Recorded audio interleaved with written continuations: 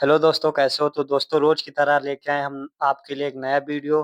तो दोस्तों इस चैनल के माध्यम से हम आपको मिलवाते हैं रायबरेली की पावन धरती पर जन्मे एक छोटे से गाँव से निकले और अपनी संघर्ष से वीर की गाथा लिखने वाले अपने अनुज भाई उर्फ सुल्तान नाम से फ़ेमस या जाने जाते हैं अपने अनुज भाई, जिन्होंने कबड्डी की दुनिया में अपना लोहा मनवाया।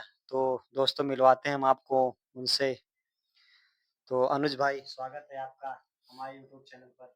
बहुत-बहुत धन्यवाद अजीत भाई। आपके चैनल के माध्यम से आप सभी दर्शकों का तहे दिल से स्वागत, अभिनंदन, हार्दिक स्वागत है आपका अजीत भाई के यूट्यूब चैनल पे। तो दोस्तों मिलते हैं अनुज भाई से और इनसे पूछते हैं कि इनके ज़िंदगी कितने संघर्षपूर्ण तरीके से बीती है, या जो जो भी हैं आज अपनी मेहनत के दम पे इतनी ऊँचाइयों तक पहुँचे हैं। तो उसी के बारे में हम इनसे कुछ सवाल पूछेंगे और आपको दिखाते हैं उनके कुछ सवाल और जवाब। तो दोस्तों पूछते हैं अनुज भाई से कुछ सवाल। तो भाई, जब आप पहली बार जब घर से निकले थे, तो उस समय आपके मन में क्या विचारधारा थी? आप बताना चाहोगे आप? भाई हमने जब इंटर की परीक्षा उत्तीर्ण की, उसके बाद हमारा रिज़ल्ट आया तो काफ़ी अच्छे नंबरों से हम पास हुए। उसके बाद मम्मी-पापा की राय मिली तो रायबरेली ज़िला गए, अपने बड़े भाई महेश यादव के पास। वहाँ हमने एयर फ़ोर्स की कोचिंग की तैयारी करने के बेस पे गए थे। फिर भैया ने हमारे हमको स्टेडियम लेकर गए और स्टेडियम में हम ये इसी तरह खेल-कूद देखते रहे। हम कबड्डी के प्रति हमारा अलग ही लगाव था। और जब हम कबड्डी में बच्चों को देखते हुए, खेलते हुए, अपने साथियों को, तो हमारा भी एक मन हुआ अंदर से, एक अलग प्रकार का जोश, उत्साह हुआ। तो हमने कहा कि हम भाई कबड्डी खेलेंगे। तो अपने भैया से ये बात रखी, भैया ने अपने दोस्तों से कहा, दोस्तों ने फिर हमको प्रैक्टिस करने के लिए कोच से बात की और हमको प्रैक्टिस करवाने के लिए भाई उसमें भेजा गया। तो हम फिर वहाँ से दूसरे दिन से फिर कबड्डी की प्रैक्टिस करने लगे और हमसे जितना हो सकता था, जितना अच्छा हो सकता था, मैं उतना अच्छा करता था। जो हमारे साथी थे उनके साथ वर्कआउट करता था। पहले दिन तो हमको बहुत संघर्ष झेलना पड़ा, बहुत ज़्यादा। हम वर्कआउट नहीं सीखते थे। ये ग्रामीण स्तर का इस वर्कआउट जानते थे, पुशअप वगैरह, और वहाँ पे एक अच्छी तरीके से कोचिंग दी जाती थी। तो पहला दिन तो हमारा काफ़ी बेकार ही था, एक प्रकार से कह सकते हैं। लेकिन फिर हम दिन का दिन प्रोग्रेस करते गए। हमारे साथियों ने हमारा साथ दिया, हमारे कोच हिमांशु सर ने हमको गाइड किया और अच्छी लाइन दिखाई। तो बताइए कि आपने जब कबड्डी की दुनिया में अपना नाम कमाया और नाम होने लगा, लोग जानने लगे, तो आप किन-किन कठिनाइयों का सामना करते थे? जब मैं कबड्डी की दुनिया में गया तो मैंने जब जिस दिन से प्रैक्टिस स्टार्ट की उसके 10 दिन बाद जूनियर स्टेट चैंपियनशिप लगी थी नोएडा में। तो हमारी 10 दिन की प्रैक्टिस थी, तो ट्रायल आया तो हमने ट्रायल दिया और 80-90 बच्चे थे। जिले के पूरे सारे जिले से 80-90 बच्चे गए थे और 12 बच्चों का सिलेक्शन होना था। तो हमारा सिलेक्शन हुआ उन 12 बच्चों में और हम बेस्ट 7 में रखे गए। मुझे काफ़ी खुशी हुई और मुझे मौका भी मिला एक मैच में खेलने का और मैंने अपना 100% दिया। तो काफ़ी मेहनत के बाद मेरा सिलेक्शन हुआ, मुझे बहुत खुशी हुई इस बात को लेकर और अंदर से उत्साह आया और मैंने अच्छी प्रैक्टिस करना शुरू कर दिया। मेरे कोच ने हमको और ट्रेन करने के लिए और वर्कआउट बढ़ा दिया। धीरे-धीरे फिर आदत सी होने लगी वर्कआउट करने की, फिर हमने वर्कआउट करना स्टार्ट कर दिया। गाँव से निकल के स्टेट लेवल तक का सफ़र बहुत ही कठिन पूर्ण होता है, और जबकि कोई बच्चा जब गाँव से निकलता है तो उसे बहुत सारी कठिनाइयों का सामना करना पड़ता है।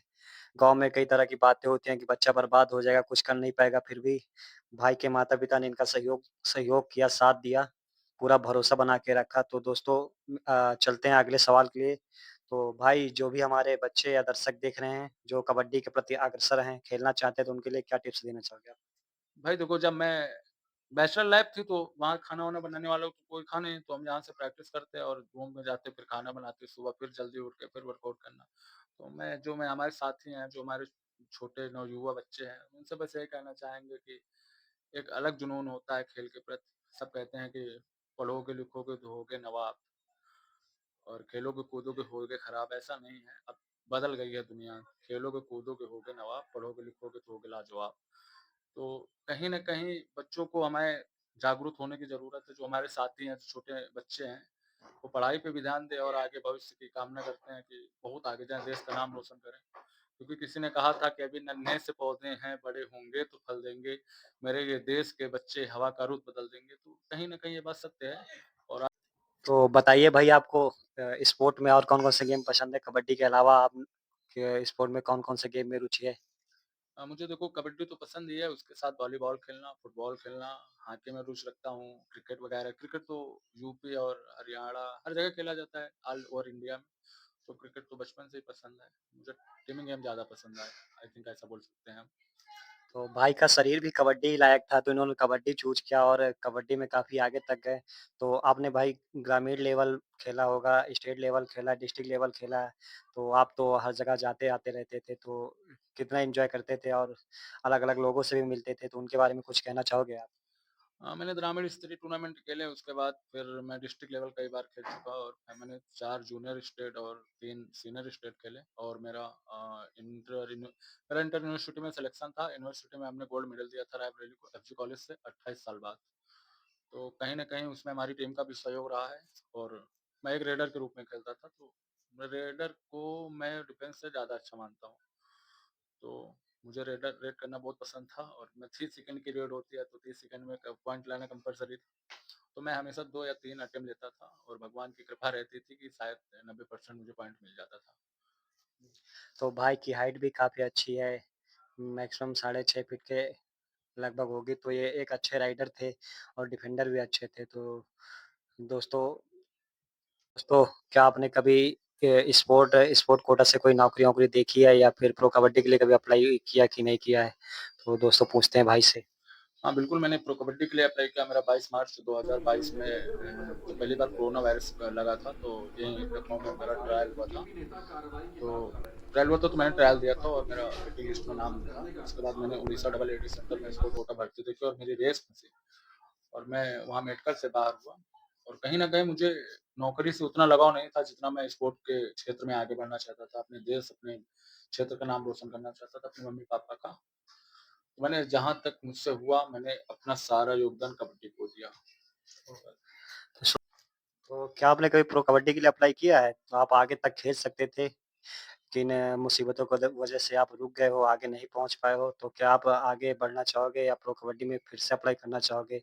नहीं, अजीत भाई आपकी बात सही है। मैंने प्रो कबड्डी के लिए कई बार एक्चुअली प्रयास किया और मैंने ट्रायल भी दिया। हालाँकि किसी कारणवश मेरा सिलेक्शन नहीं हो पाया। फिर उसके बाद मेरा लिगामेंट क्रैक हुआ और फिर रीढ़ के पीछे मेरे इंजरी हो गई थी, जिसका भी हाल में ऑपरेशन हुआ। तो अभी तो मैं कबड्डी की दुनिया में वापस नहीं जाना चाहता हूँ, लेकिन मैं ऐसे प्लेयर्स तैयार करूँगा जो शायद भविष्य में प्रो कबड्डी खेलेंगे। और मैं आपको जानकारी के लिए बता दूँ कि मैं पीएससी कोच का 2 बार रेफ़री रह चुका हूँ। मैं जो पीएससी पुलिस होती है, मैं उनका टूर्नामेंट करवाता हूँ, उसका मैं रेफ़री हूँ और मैं 2 साल से लगातार उनको ट्रेन करता हूँ। तो कहीं न कहीं मुझे इस बात को लेकर बहुत खुशी है। तो भाई कुछ इंजरी की वजह से आगे नहीं बढ़ पाए हैं। फिर भी ये हमारे गाँव में कोई भी टूर्नामेंट होते हैं तो उनमें रेफ़री का काम करते हैं और बच्चों को बहुत ही अच्छे से एक्सरसाइज़ वगैरह सिखाते रहते हैं। तो दोस्तों इस इंटरव्यू में फ़िलहाल इतना ही। आप बने रहिए आगे के वीडियोज़ के लिए। तो अनुज भाई का तहे दिल से धन्यवाद है, आए हमारे चैनल पे और बहुत कुछ जानकारी दी बच्चों के लिए। तो धन्यवाद अनुज भाई। बहुत-बहुत धन्यवाद अजीत भाई। मैं आप लोगों से बस यही कहूँगा कि अजीत भाई का चैनल सपोर्ट करें, सब्सक्राइब करें, लाइक करें और फॉलो करें, शेयर करें भाई। बहुत-बहुत धन्यवाद आप सभी का। तहे दिल से स्वागत है अभिनंदन।